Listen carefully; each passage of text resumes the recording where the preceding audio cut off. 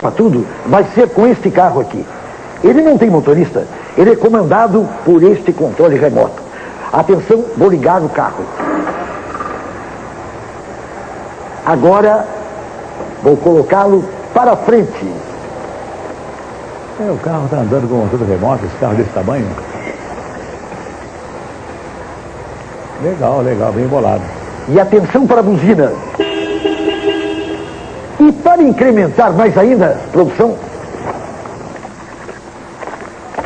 vamos colocar esse esqueleto ao volante. Isso é. E daqui a pouquinho vamos sair por aí e vamos ver o que acontece. Como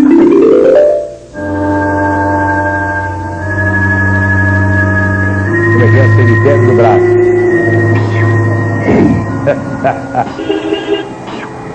Vocês dois aí. A hora de vocês chegou. Olha, a hora de vocês chegou. Venham.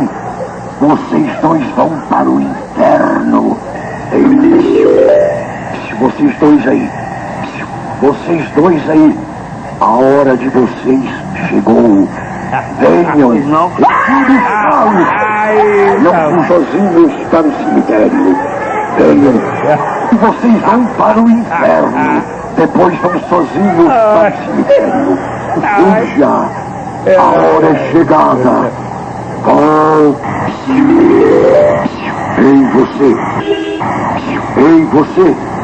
O gordinho. A sua hora chegou. Eu vim te buscar. Ai, você. Tá bom. Não fuja. Não fuja, a sua hora chegou. Muito bem bolado. Eu vim te buscar. Ei! Ei!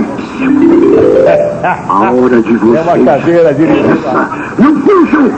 Chegou a hora de vocês.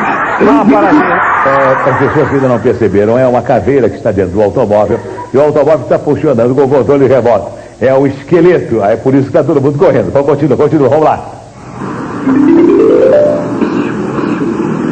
Ei, você, sua hora chegou. Eu vim te buscar.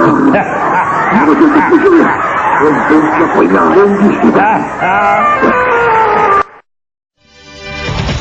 Devido ao sucesso dessa nossa amiga, que andava de táxi junto ao muro do cemitério, só que agora ela trocou de veículo, ela está com esta motocicleta. E os senhores querem saber o que vai acontecer? Aguardem. Vocês aí, querem uma carona para o inferno? Não fujam! Não fujam!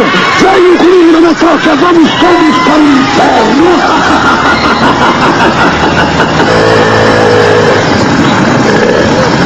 Ei, vocês!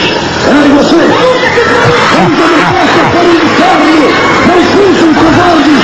Eu vou pegar todos vocês! Eu vou pegá-los! Vamos para o inferno! Vocês aí, protegidas, voltem, vamos passear no inferno.